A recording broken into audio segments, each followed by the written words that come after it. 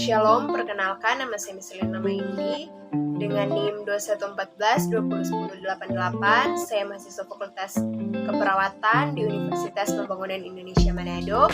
Saya dari kelas A2 semester 4. Pada saat ini saya akan memaparkan materi mengenai menyusun kalimat dengan menggunakan bahasa Jepang.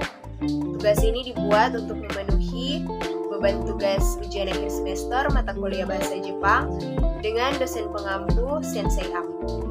Membuat kalimat baik dalam bahasa Indonesia, bahasa Inggris, bahasa Jepang, ataupun bahasa lainnya, tentunya kita memerlukan pengetahuan mengenai subjek, predikat, objek, dan keterangan.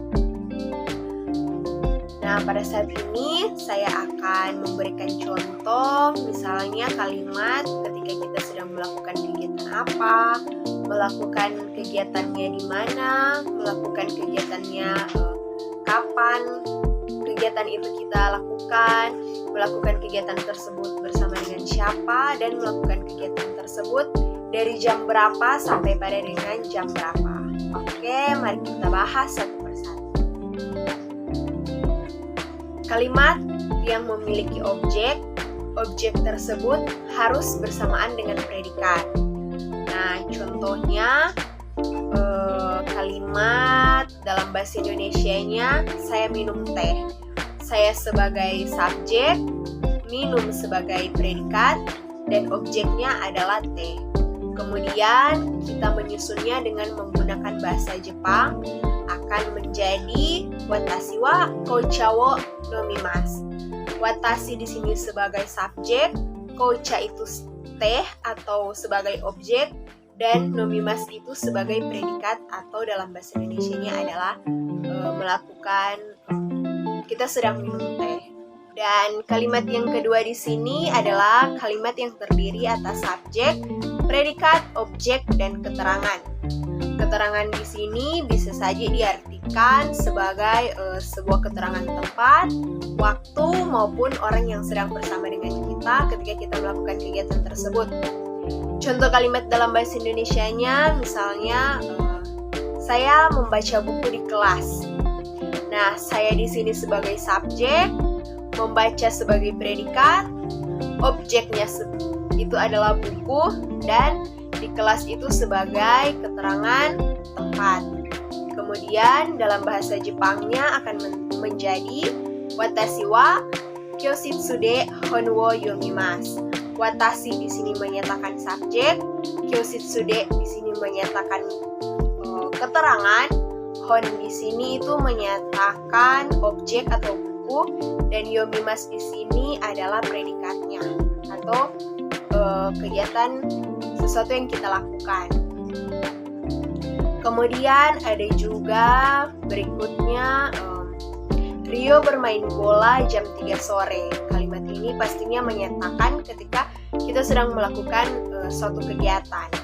Rio di sini sebagai subjek, bermain sebagai predikat, bola sebagai objek, jam 3 sore menyatakan keterangan waktu. Dalam bahasa Jepangnya akan menjadi Rio-san wa gogo sanji ni saka wo shimasu. Kemudian ada juga contoh ketika kita sedang melakukan kegiatan bersama dengan siapa, menyatakan keterangan orang yang sedang melakukan kegiatan tersebut bersama dengan kita.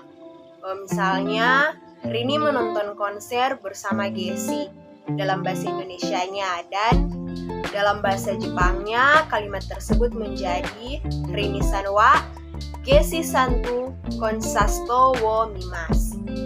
Kemudian yang terakhir, contoh yang terakhir yaitu kalimat yang menyatakan kita sedang melakukan kegiatan tersebut dari jam berapa sampai dengan jam berapa.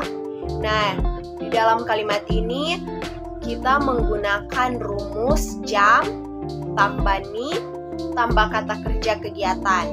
Contohnya makan pada jam 6. Di sini akan menjadi dalam bahasa Jepangnya akan menjadi rokuji ni tabemasu. Makan di sini sebagai kata kerja kegiatan, dan jam 6 ini menunjukkan waktu, sehingga sehingga di dalam bahasa Jepangnya itu rokuji adalah jam 6 dan makan adalah tabemasu. Kemudian contoh yang kedua, misalnya Niki belajar dari jam 3 sampai jam 4. Niki belajar di sini sebagai kata kerja kegiatan, dan dari jam 3 sampai jam 4 di sini menunjukkan jam atau waktu ketika kita melakukan kegiatan tersebut. Dalam bahasa Jepangnya menjadi Niki-san wa 3 時から4時まで benkyou shimasu.